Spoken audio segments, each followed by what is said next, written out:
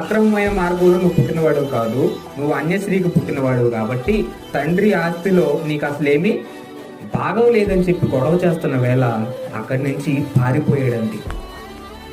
కానీ ఆయనకున్నటువంటి బలాధ్యం, ఆయనకున్నటువంటి పరాక్రమశాలుడు కదా, ఆయన పేరుంది కదా పరాక్రమశాలుడు. వాళ్ళందరినీ అక్కడే కొట్టి చంపేసి ఉన్న ఆస్తిని అంతా కూడా అనుభవించగలడు, అంతటి బలాధ్యుడు. కానీ అన్న మాటలకి భయపడి పారిపోయాడండి, తరివేశారండి.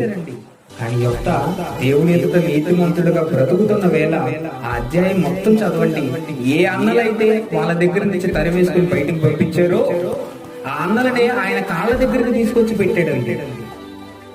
ఏ అన్నలైతే తరివేశారో, నువ్వు నాకు తండ్రి ఆస్తులు, నీకు ఆస్తి లేదు, నీకేమి ఇవ్వము అని చెప్పి పంపించేశారో ఆ అన్నలే ఆయన కాళ్ళ దగ్గర ఏరు అని చెప్పేటటువంటి స్థితికి దేవుడు తీసుకొచ్చి పెట్టి